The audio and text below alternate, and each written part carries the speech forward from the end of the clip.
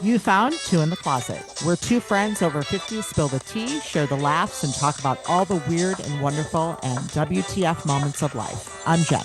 And I'm Beth, recording from a very real closet because it's the only place we sound this good. And because life's just better with great acoustics and a little secrecy. So shut the door, pour the wine, let's talk. Welcome back to Two in the Closet. I'm Jen. And I'm Beth. And today we're stepping into the kind of conversation most people run from, but that's exactly why we're having it. Yeah, this episode was born out of that awkward gut twisting moment we all know. That moment when you realize, uh-oh, I was wrong. I missed it. I blew it.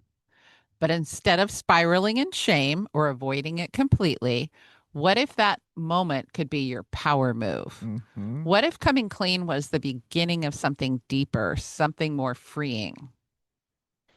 You know that feeling, that like hot pit in your stomach that you Mhm. get? Did I just do that moment? You Yeah. know? Yeah. That one where your ego wants to disappear into a puff of smoke, Yes. but your soul is whispering, hey, we've got a choice to make here. Yeah, that was an interesting voice. Yeah. Before we go any further, let's get clear on something. Shame and accountability are not the same, even though they're often confused. Exactly. Shame says, I am bad. Accountability says, I did something wrong. Huge difference. Shame is heavy and sticky. It's personal, like your whole being is under attack. But accountability is active. It's a decision to grow, not a reason to shrink. And for me, accountability feels empowering. It's not always comfortable, but ultimately it's clean. It clears the air and it clears the energy. Definitely not comfortable. That's okay.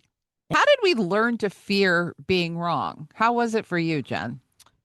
Well, I realized I wasn't afraid of getting in trouble as a kid because I never got in a lot of trouble. It was more of disappointing people Mm, that like stuck with me through adulthood. Not even disappointing people, but having people be mad at me. I've always had a thing about people being mad at me. I do I not, know. I I, know. I don't like it. It makes me uncomfortable and Mhm. I don't like it. Okay. So you don't want people to be mad at you. And that was the same for me. I got so used to trying to be the good girl because my brother was the bad guy. So I was the one who always got it right. And it felt like being wrong felt like a failure, literally on a soul level. When you were growing up, were you very organized and rigid with, Rigid? Where does that come from? I don't know. Um, no, I was like the perfect child. Okay. I was I did everything that I was told to do with the exception of one time in third grade, but after that, like Okay. So you didn't want to, I didn't want to be wrong. right. I knew that my parents worked so hard with my brother and the challenges they had with him that I didn't want to burden them. Part of it was that too. Yeah, that makes sense. So I wanted to be the best little girl that I could be so that they would have no reason to be unhappy with me. Like I could see them being unhappy about what he was doing. Right. So it's being wrong, not necessarily having people be mad at you. Well, Or is it both? I think it's both. So, Really, I think. And I think it's more I don't want them to be mad at me. yeah. Yeah. Yeah. It's uncomfortable when people are Yeah. mad at How you. would I know if I was wrong if I did everything right? That's that's true. And for me, when not coming clean, it takes like a physical toll on me. Like I Hmm. physically feel it. Um, it takes on this emotional space as well, but it's like that pit in your stomach, the anxiety. I get hot. I get like lightheaded. Like I really physically feel if, I'm not being truthful. Yeah. Does it make you nauseous in all of that? In a way, Yeah. yeah, it's just so uncomfortable. It's Well, and absolutely you so don't need to uncomfortable. add any more anxiety into what's already happening, right? Exactly. And it's wild because when we avoid being wrong, we also avoid being real. We rob ourselves of growth, depth, and intimacy. So, blame versus responsibility. Let's talk about that. I used to deflect so fast, like, well, they did this, so of course I responded that way. Yeah. It's a little immature. Well, and that you were immature when you were doing it. So Yeah, don't be hard on that yourself. is true. And sometimes, yes, their behavior did absolutely suck, but I still always have a choice in how I show up. And I like to say I can react or I can respond. React is that impulse to, well, they did that, like Right. you said, or I can choose to respond by, you know, considering that I could have played a part before I, lash out, which that ends up going nowhere anyway, right? So That even if they did suck, I still can make a choice about how I respond to that. right, that is true. So responsibility isn't taking all the blame. It's about taking your piece Yeah, because you can't change what you don't own, which really makes a lot of a sense. 100%. And if you always need to be the one who's right, you'll end up missing the bigger truth, right? And then we've got the spiritual accountability and how we show up. Right, which you just kind of Yeah, I mentioned kind of before. did. Yeah, I kind of like had a forethought. But here's the thing: your energy speaks before your mouth does, right? That is true. The way you enter a room, the way you close a text thread, the energy behind your silence, it all matters. I think we have all experienced somebody with a vibe and they walk into the room and everybody gets quiet and a Hmm. little bit uncomfortable. That's the energy walking into the room, right? When everybody else was light and I'm thinking like a cocktail party or Right. something. And That's what then I, and then that guy walks in and everybody kind of looks and then oh God, I need air, right? right. So You go outside. your energy shows up long before you do. That's my point. Yes. And that's like accountability. It's isn't just about what you say, it's how you show up. Hmm. Like you said, your vibe, your intention, your willingness to repair. So if you're in a bad mood or you're holding something inside, people know, people Yeah. feel it. People, especially people close to you, like you cannot pull one over on people that love you. Right. We are Exactly. all connected, and that connection is just shorter distance, right? Right. And spiritually, it's like karma cleanup. When you own your own missteps, it clears your energy field. It unclogs the manifestation pipeline and it realigns you with truth. And I think we all can have a memory of when we did come clean with something and how much lighter, right? It's like it may have been really uncomfortable up until the point Right. where you said it, Right. but after you said it and you owned it, there's a release. Right. And it also always carries with you. Yeah. Like for me, I have a story that I'll share. Um, it was a couple years ago, and someone I loved lost something or or not stole something, lost something or thought someone stole it. And I went upon myself to take it was money that was lost or stolen. And I took my money and put it where it was lost or stolen. Well, we're So, clear, lost or right, stolen. lost or stolen. Again, it I didn't do it. Right. Um, the point is this kept carrying and with me for till this day. I did finally come to the person and say what I did, and I felt a lot of shame. I felt a lot of shame, and I felt wow, this is not good because it does carry with you. I have questions. I have questions.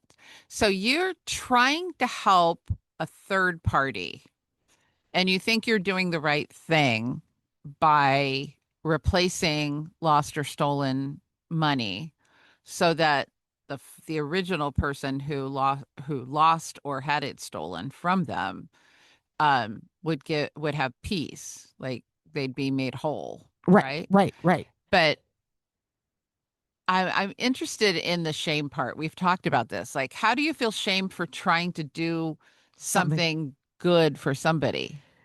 because it was dishonest. Okay. I wasn't being truthful Yeah. because I said, "Oh, look, I found it."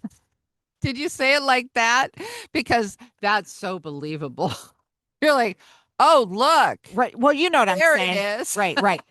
You know what I'm saying. But it kind of felt when I was doing it again, like you said, I felt like I was helping this person, but I was lying to this person. Yeah. And because I didn't, I thought I was doing good because there was a lot of anxiety going on. Right. There was a lot of stuff going on. There was a lot of Mhm. um chaos, Well, I'd say. and it doesn't do the person who actually did steal it any service. You're No, doing them a disservice by letting them get away with it, in exactly. essence, Exactly. right? And it kind of puts you in this space in your relationship like, can I trust this person? Or Yeah. it was really, really Yeah. uncomfortable. Uh, And then you've got a whole bunch of karma entanglement now because the person who really did do the thing, you're connected negatively there. right. You're negatively affecting your relationship because you're carrying something that you you did it out of you did it to make peace. I did. I truly Yeah. believe this. I could say I truly did it to calm the storm. Right. But the weight of carrying it and the way it kept surfacing in the relationship, Mhm. it made it harder and harder. And Yeah. what this experience taught me, that hiding doesn't protect you, No. it haunts you. Yeah. And the only way through it is through it, Yeah. Yeah. basically. And that makes sense. But did you feel free afterwards? I felt so empty feeling, not in a bad way, but Yeah. freeing and like, oh, I could breathe. I could like act normal. You know how when you keep Oh something yeah. inside, you start acting not Mhm. normal? That's what was Awkward. going on. Yeah. Awkward. And you know something's going on. Yeah. So yes, I felt very freeing. Okay. Very freeing. Okay. All right. So what do you actually do when you hit that wall and you realize you were wrong?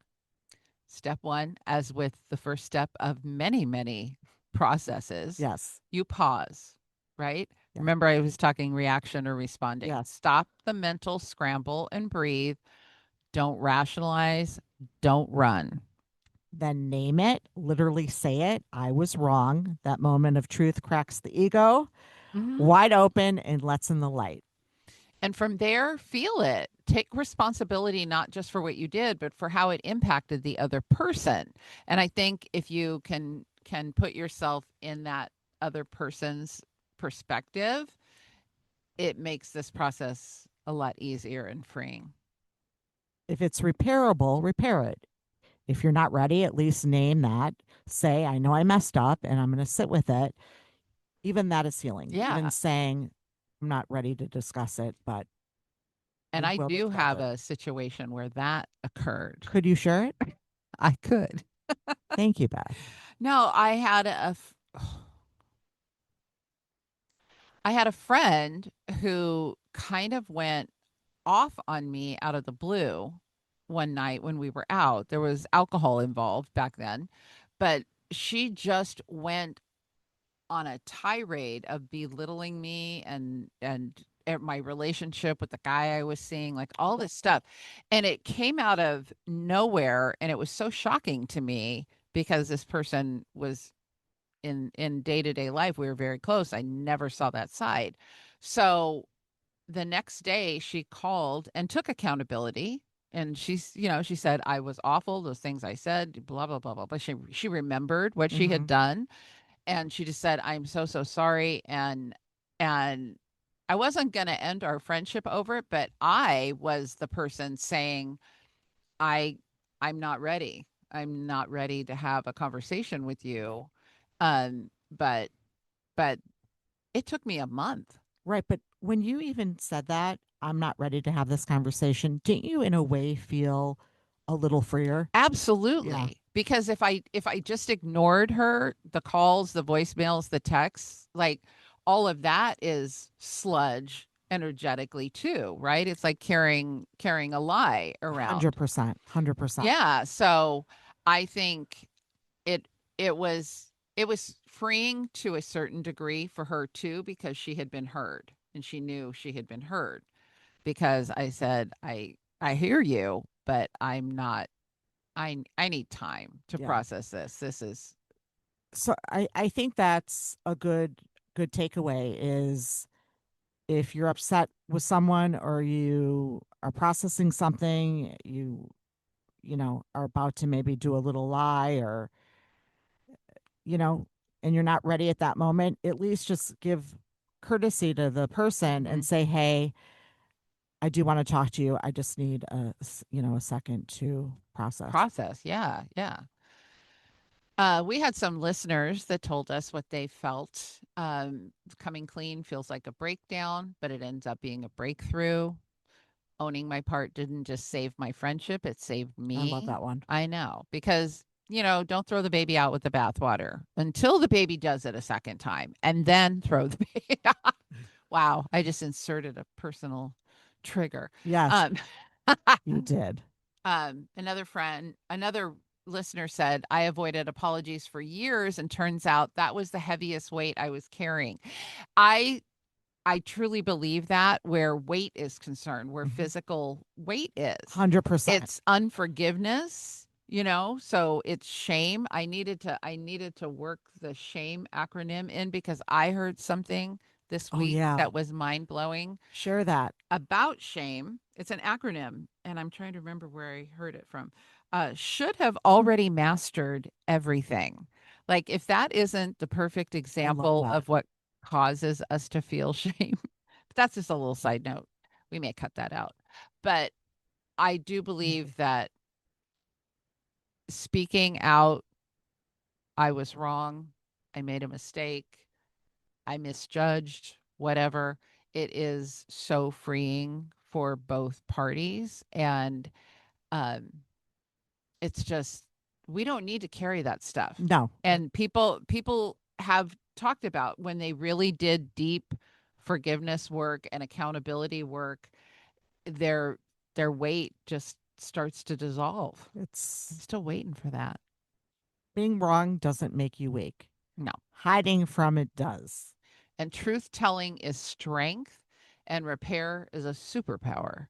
And the real you, the brave you, is always waiting on the other side of the honesty. That's what I love too. It's like there's a bigger, brighter you. So true. This week, we dare you. If something's sitting heavy on your chest, take a deep breath and come clean. Never be afraid to say, my bad. Thanks for hanging out with us in the closet. I'm Beth, And I'm Jen. and this has been Two in the Closet, your place for laughs, real talk, and maybe a little oversharing. Make sure to follow or subscribe so you never miss an episode. And if you like what you heard, leave us a review. It helps more women find the closet. Until next time, keep the door closed and the conversations going.